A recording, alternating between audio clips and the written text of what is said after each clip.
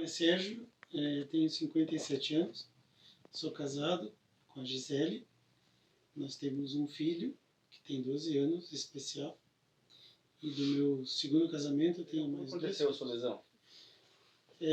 Eu fui lesado medular através num acidente automobilístico.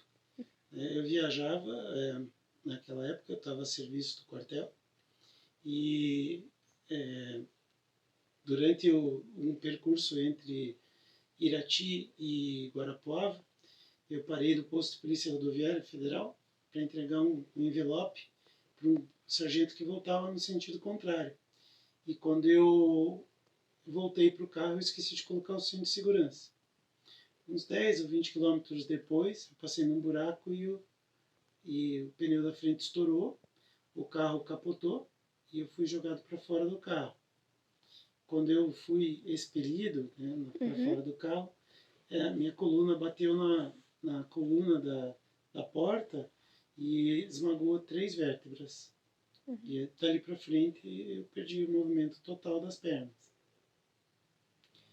Isso já fazem 32 anos. E assim, eu fui jogado para fora do carro e eu caí desacordado em cima de um formigueiro, de formigas saúva. Sabe aquelas formiguinhas que tem bundinha grande? Então, eu caí em cima do formigueiro e desacordado. E fiquei lá por um tempo, não sei quanto tempo. Quando eu acordei, eu estava coberto de formiga porque elas estavam me comendo. Elas começaram a me arrancar pedaços e me comer vivo. Isso já estava ficando muito tarde, né? Já estava escurecendo e tal.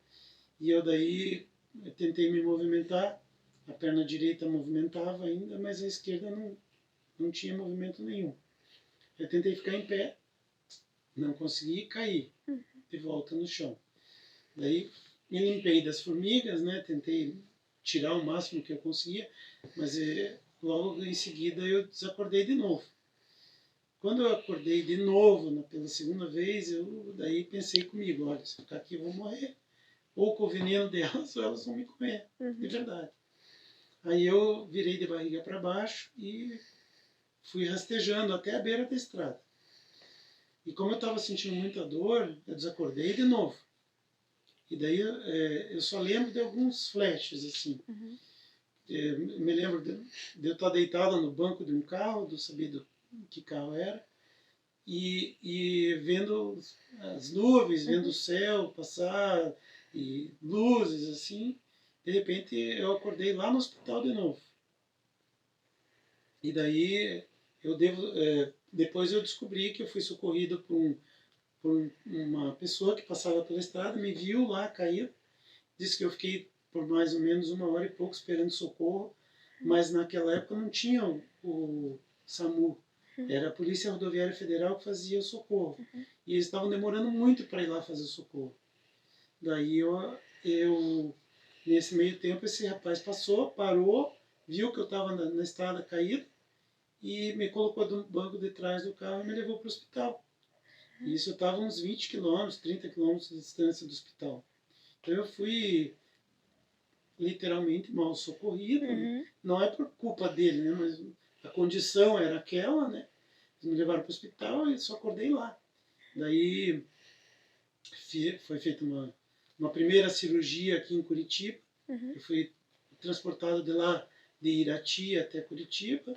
Daí fizemos a cirurgia, mas os movimentos das pernas, daquele momento para frente, foram cada vez mais diminuindo. Então, também a sensibilidade que eu tinha nas pernas também foram desaparecendo.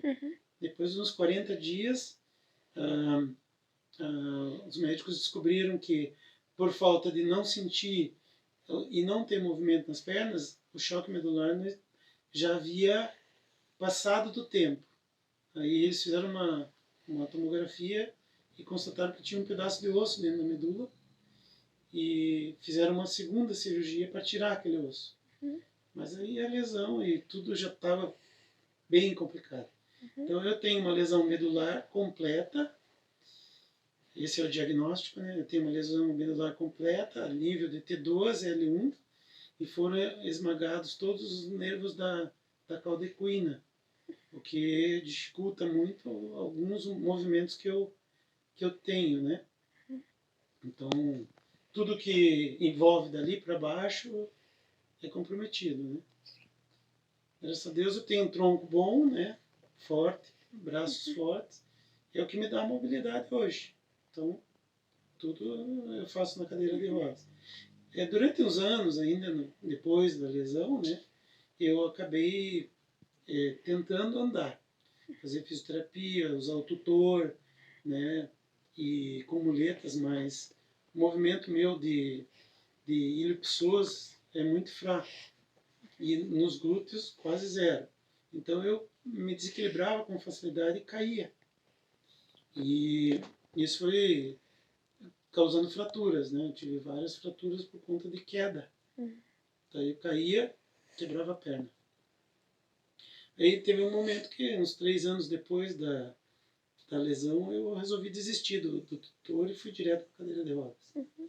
Quer dizer, eu já alternava entre cadeira e o tutor, né? Mas como era muito acidente, muito perigoso e tal, eu vivia caindo, quebrando, né? Então, aí eu desisti de ficar em pé. E hoje fico em pé de vez em quando. Ficava, né? Agora não tenho ficado mais. Mas ficava em pé na minha cadeira. Tem uma cadeira ortostática que está criando pó lá no depósito. Mas para fazer um pouco de propriocepção, né? Da parte de membros inferiores. Sim. Mas assim, eu procurei adaptar a minha vida. Né? E eu tenho uma vida super ativa. O Jonathan sabe bem como é que é. Já deve lembrar um pouco do que eu fazia. Vamos lá? Então, assim, eu pratiquei esporte durante muito tempo, né? Pratico esporte desde o momento que eu fiquei lesado. Então, E esportes? Tem tantos. Tem vários. Na verdade, assim, depois que eu fiquei no hospital, eu perdi muito peso. Perdi 40. Eu pesava 75 e fui para 45 quilos de peso. Então eu era pele e osso só, né? Daí, naquele momento para frente, eu comecei a fazer já o meu tio educador físico. E dentro do hospital mesmo eu fazia a fisioterapia e mais musculação. Daí quando eu saí do hospital, depois de 50 dias, não lembro se foi mais ou menos isso, uns 50 dias hospitalizado. Aí eu já vim para casa e comecei a fazer musculação e fisioterapia. Daí logo depois eu comecei a hidroterapia. E lá na hidroterapia eles viram que eu tinha bastante habilidade dentro da água, porque eu sempre fui atleta, desde menino. Eu comecei com atletismo e natação, desde pequeno. Sempre pratiquei os dois esportes. E depois que eu fui para o exército, aquilo foi cada vez maior, né? Eu era atleta, competia, tudo. E quando eu fiz a hidroterapia, eles observaram que eu tinha muita facilidade com água. E me convidaram para fazer natação.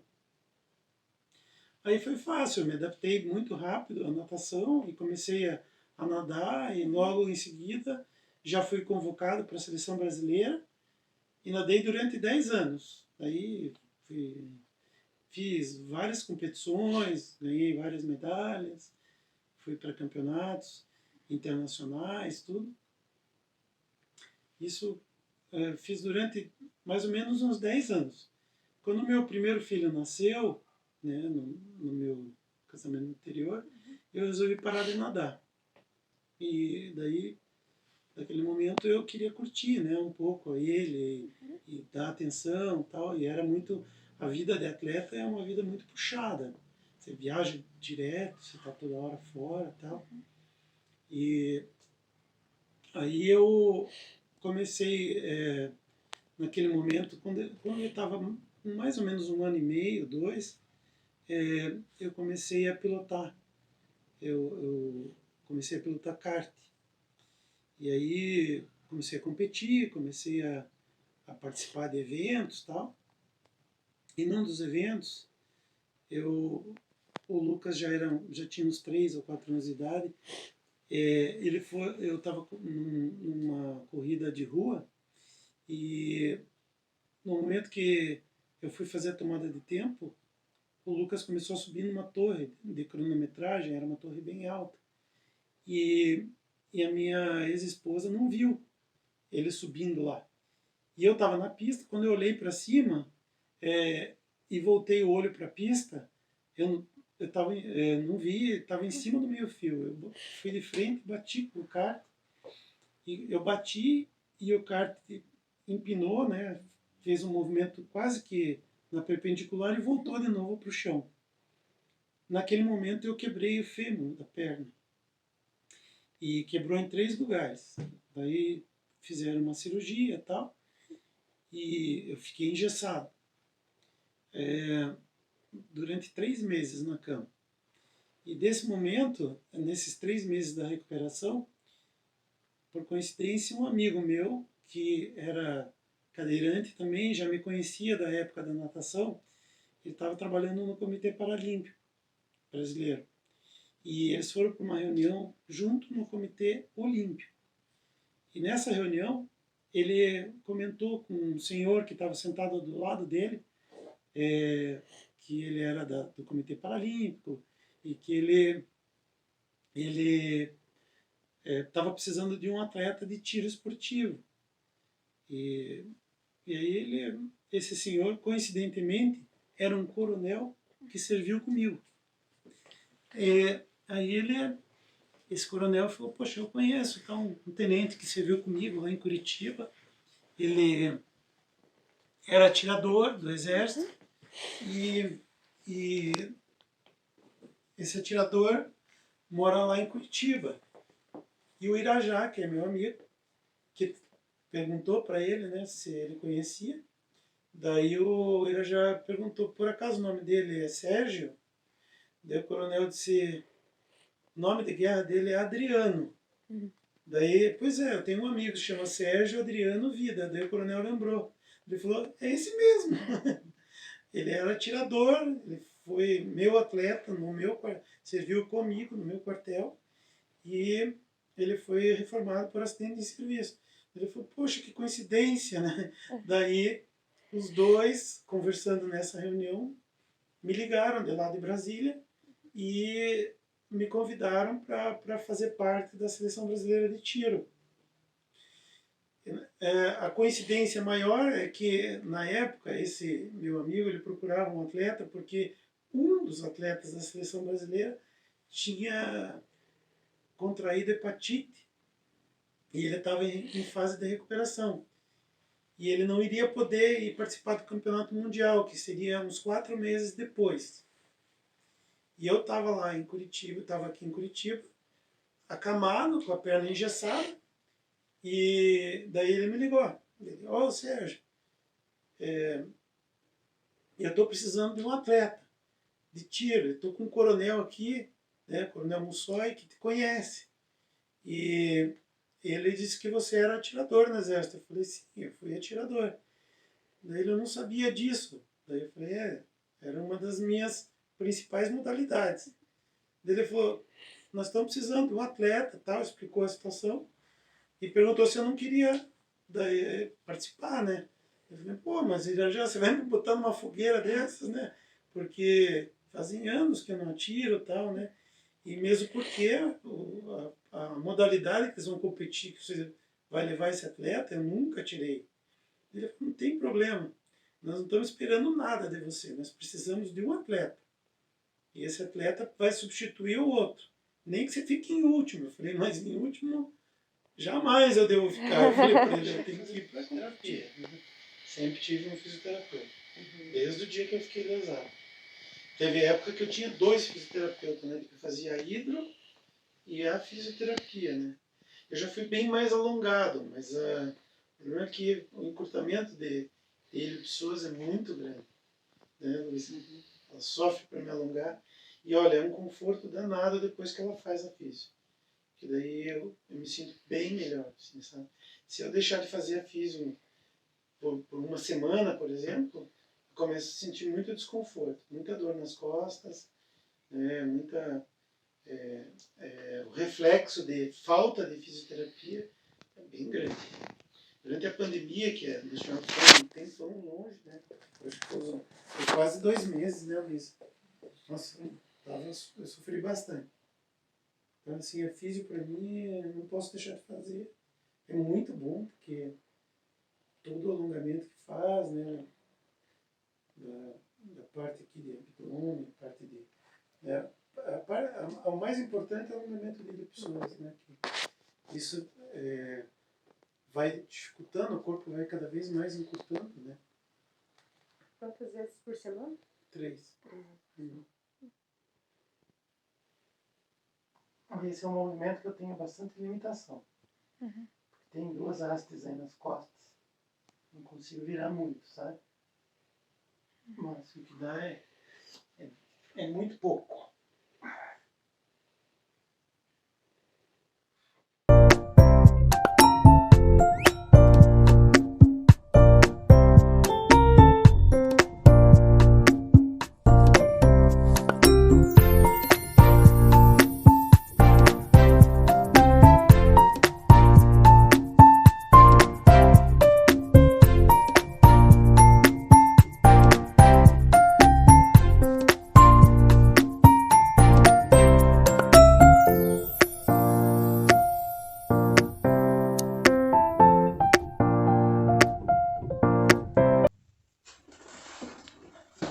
Essa perna aqui não alonga.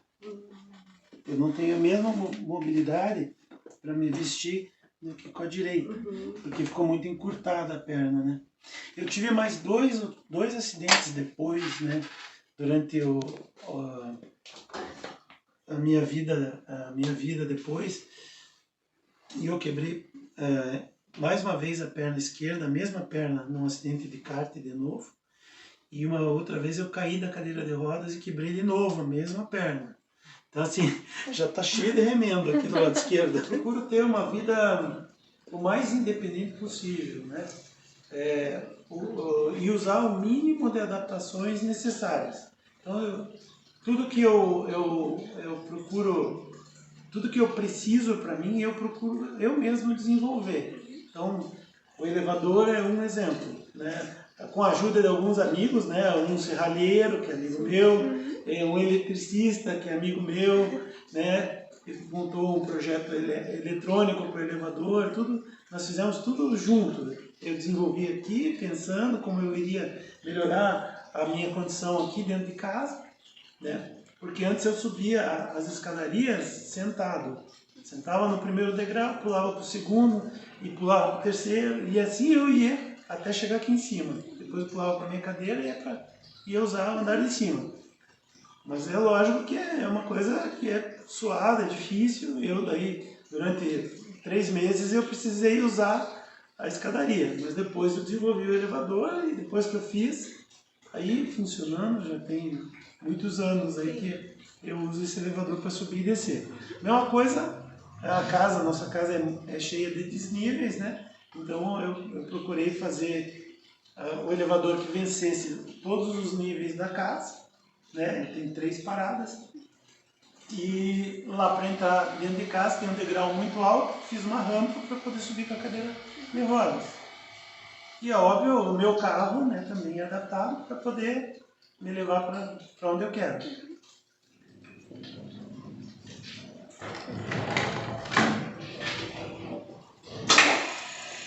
Aqui eu estou descendo para o nível da cozinha, e da sala de jantar, que fica ali embaixo. Então, aquele nível ali aqui é o primeiro, aqui é o segundo nível, e depois tem mais um terceiro nível que é para sair da casa.